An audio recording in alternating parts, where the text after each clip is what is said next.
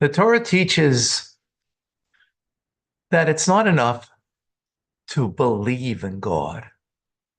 You have to know him.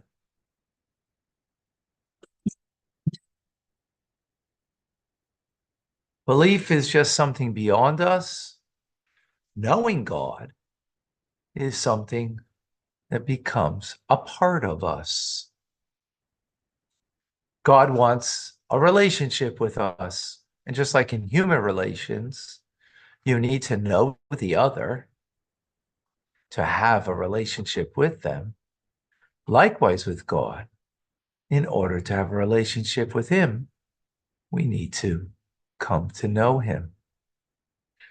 The truth be said, as much as we will know God, of course, it's going to be that which is way beyond us. And in that, we have faith, that we have trust. But what we can know, we need to know. We don't merely have faith.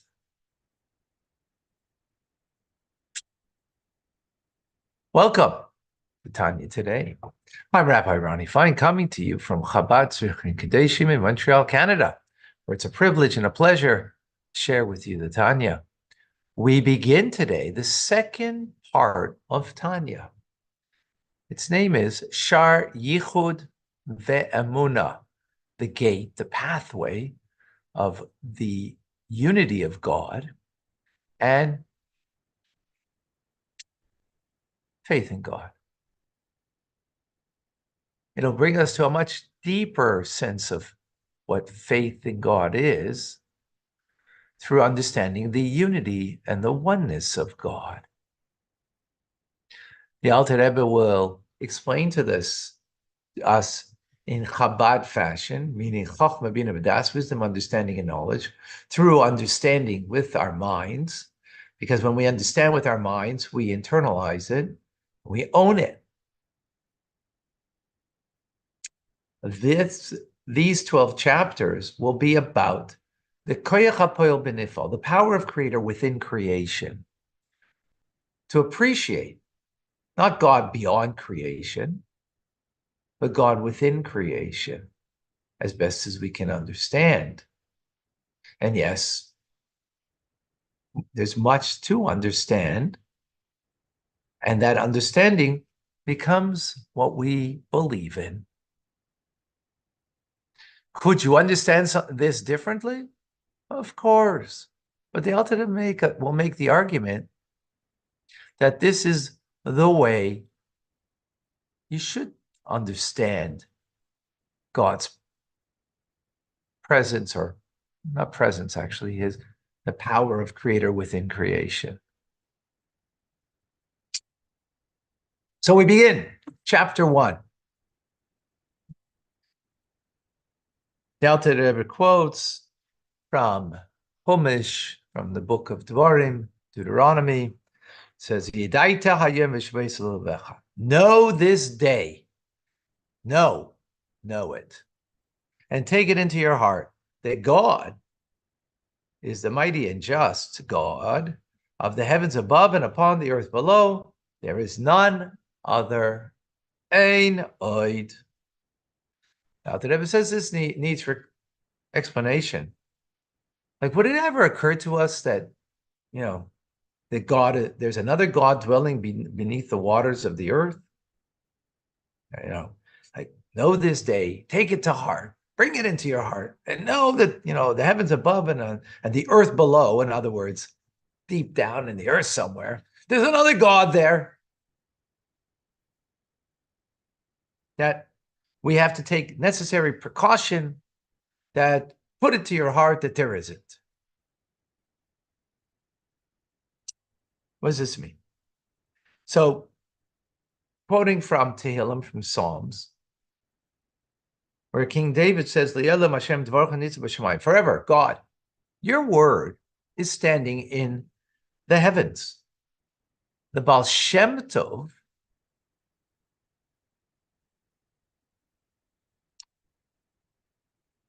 whose yahrzeit is on Shavuos, day of his passing, on the holiday of Shavuos, just passed, So he explains on these words that your word, God, the word that you uttered, that let there be a firmament in the midst of that waters, those very letters that make up those words are standing there firmly forever in the firmament in the heavens. They're enclosed there to give them life, to give them existence. That God's word stands firm forever, as the verse says in Isaiah. And as we say in our morning prayers, that his words, God's words, live and stand forever. What does that mean? It means to say, says the Alter Rebbe, based on the teachings of the Baal Shem Tov, that the creative letters, if they were ever to depart the firmament, the rakia, God forbid, they would return to their source from godliness, from whence they first emanated from. And what would be? The rakia, the heavens, would be nothing, no thing.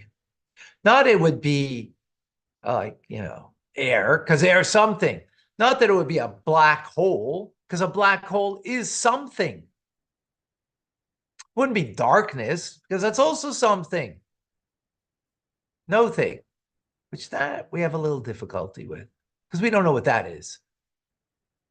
Because we only know something of creation. It would be no thing.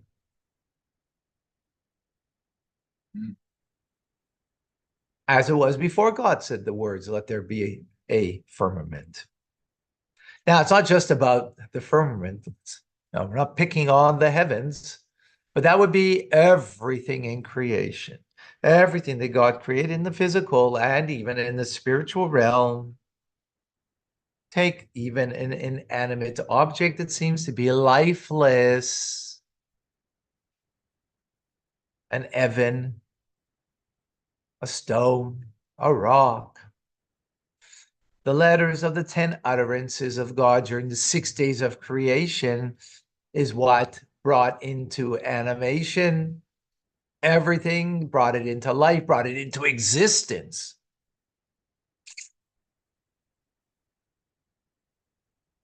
And if God were to take away the letters, the word that animates, guess what? It would be no thing. It would revert back to what it was originally. And this is what the Arizal expresses in saying that even an inanimate object like a rock, a stone, earth, water, that's inanimate, has a spiritual life force to it, has a soul.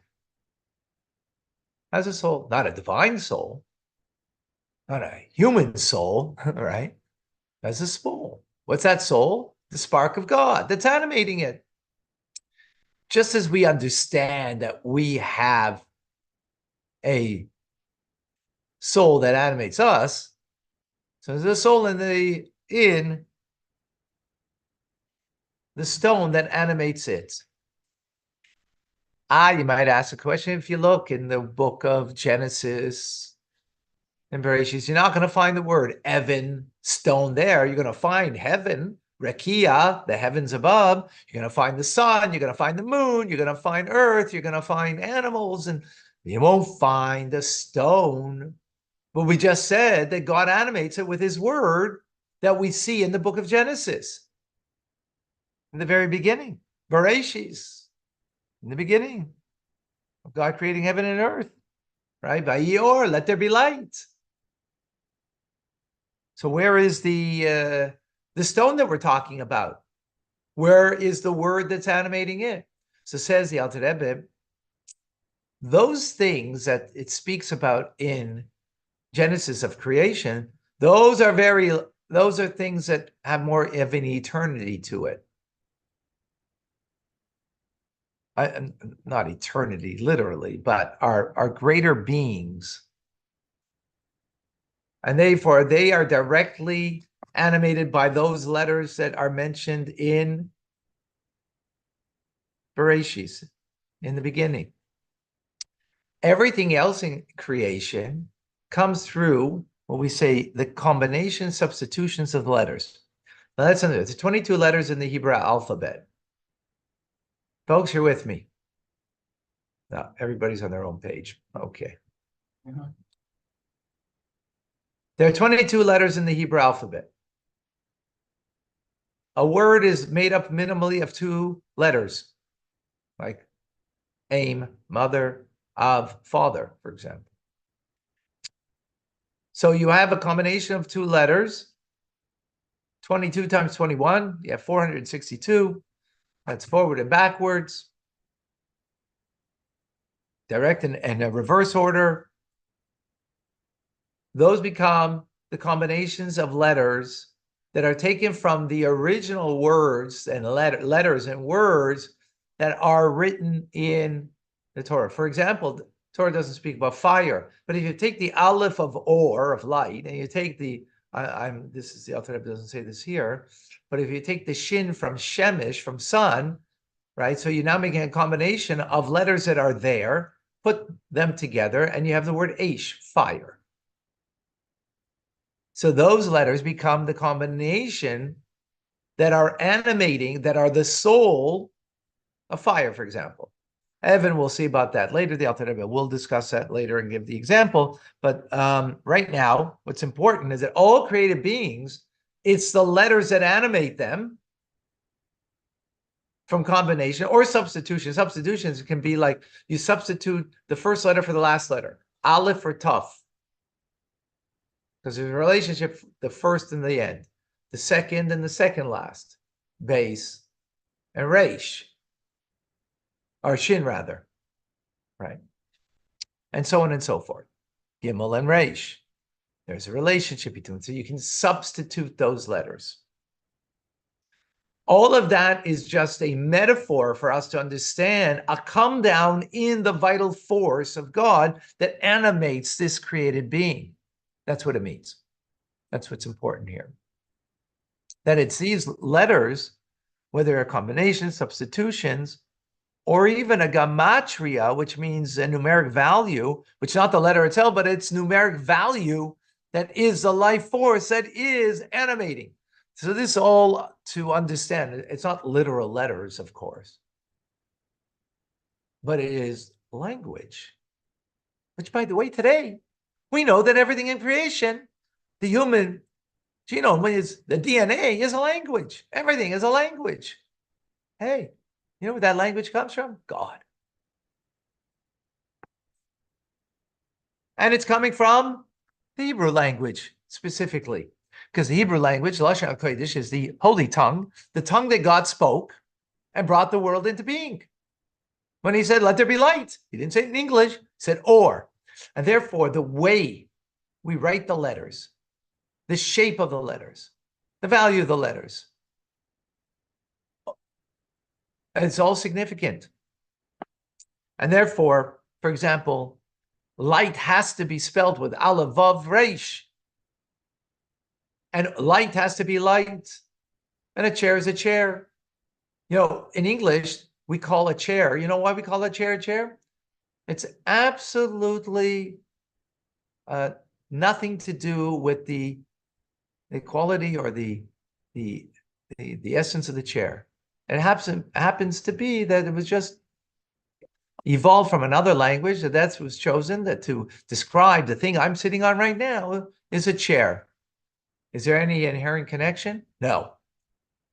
But in Hebrew, chair is kisei. Chaf, samach, aleph. Okay, so that is inherently connected, those letters, to the chair. Why? Because it's its vital force that creates it, that animates it, that brings it into existence. And if God were to take away those letters of Evan, of stone, from the stone, guess what? The stone wouldn't become a mustard seed. The stone wouldn't become some kind of, more nebulous kind of creation. It would become no thing, which we actually have no idea what that means. because that's beyond our experience. Because our experience is only with something.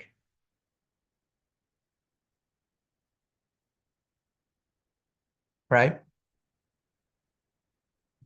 Yes, we know how to make from nothing, from, into something, meaning, that's really nothing, but you really made it into something, made you so upset. Well, in the end, it wasn't that it was nothing. There was something there. Maybe you should see it as nothing, but even that was mean nothing.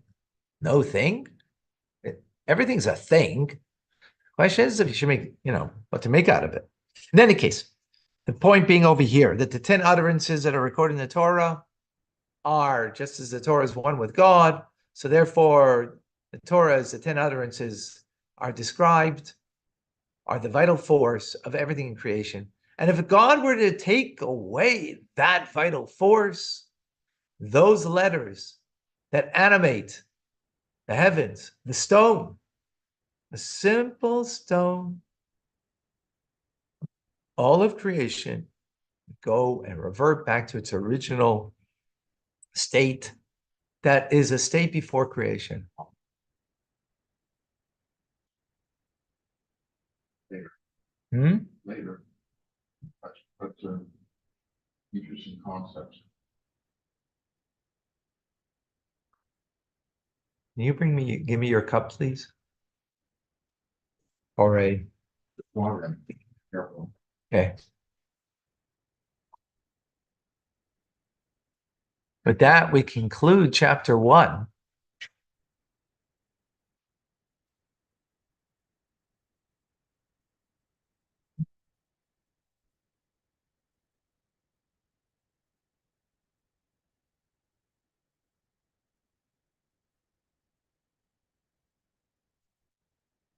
L'chaim. This cup, a silver goblet, is an amazing miracle. We will now answer what the Alter Rebbe calls heretics. What's a heretic? They make a big error. They don't deny God. They just make God somewhat irrelevant, or if not completely irrelevant. They admit God created the world, but he moved on. Argentina, heavens above. He set the world into motion. Of course.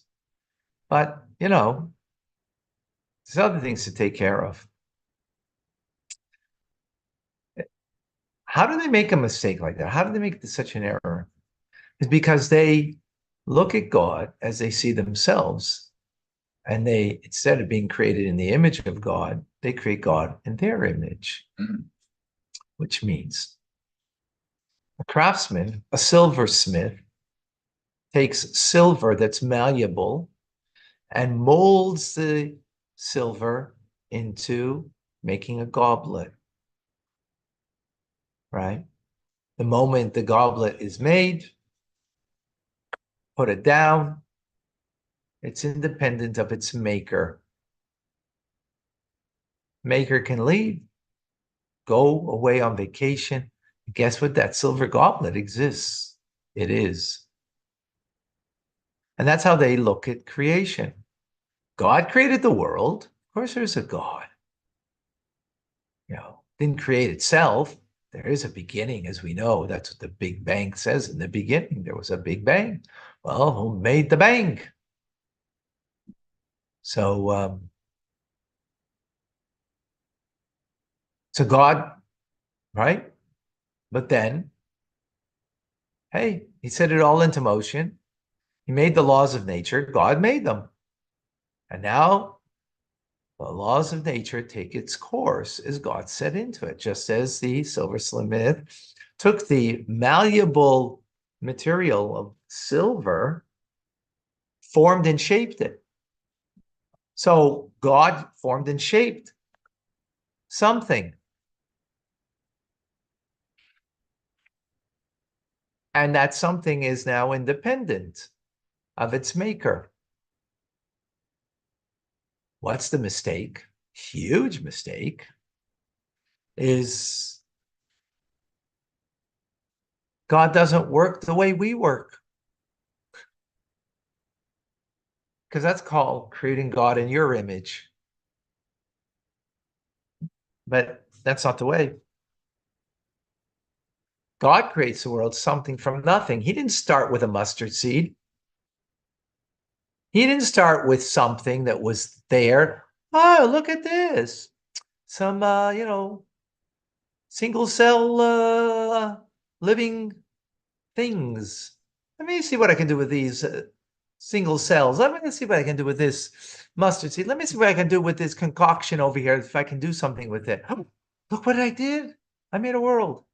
No, that would suggest that it was it was already there. Well, no, it wasn't. Because before there was creation, there was only but God, right? He didn't start with something. He's creating something from no thing, from nothing, right? And that is a greater miracle than the splitting of the sea. The splitting of the sea is a great miracle. What happened? There was the sea of reeds that flows, and God made the easterly wind blow extremely strong, in extremely strong manner. That what happened? Water that usually flows, that its character quality is to flow, now stands up like a wall. Now, that's miraculous because it did save the Jewish people at the time of need, no question. And it reverted, once the Jews crossed, it reverted back and drowned the Egyptians. So obviously this was just a happenstance. But what happened is God took something called water. And its very nature that it flows, by the way, is also something that God creates, its nature. Like, who says water should flow? God does. So God now says, you know what? I'm going to change its nature. It's not going to flow anymore. I mean, not in this instance. I'm going to take the wind and make it blow so strongly that it's now going to stand up like a wall. Well, who did that? God did that. But what did he do exactly? He took something, water, that has a character quality that he himself gave also, that it should flow. And now he changed that something into something else, similar to the goblet, right? But that's already, that there is a creation, that there is something, and now you're just forming it and shaping it into a different kind of something. So that's miraculous. That's amazing. But creation, it's ex nihilo, something from nothing. I bet you we'll have more discussion on that in following classes.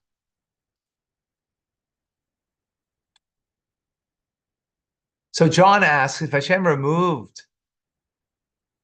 the Evid, you mean the Evin, the stone, I think you mean, reverting it to nothingness, what might David HaMelech have thrown at Goliath? Now, I'm not clear what you mean, John, in the question.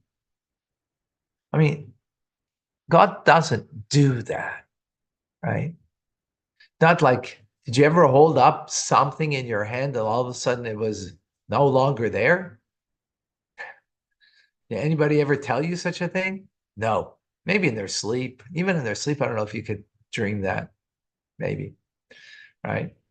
That it was no longer in your hand, something that you held. Now, if that's what happened, probably you need to get your head checked. But God chooses not to do that, right? He chooses not to do that. Not because he can't, not because not because, like the silversmith made the silver goblet. Now he gave it as a gift to somebody. Well, he can't do anything to that goblet because it's in the hands of someone else. Okay, you can't do anything anymore, right? So God didn't, create the world in such a manner. And therefore, it's out of his hands. No.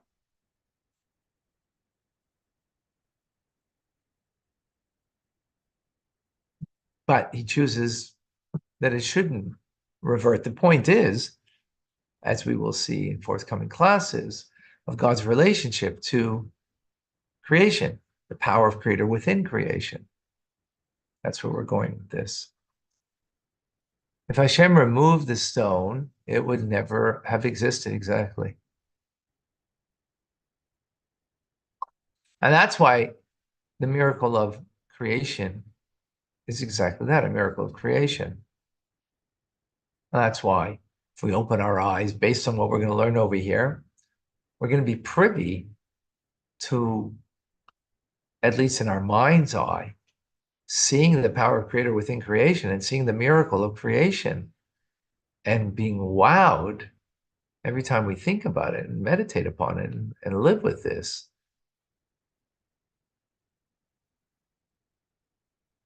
A different, different perspective. Yep. Beautiful. All right, folks.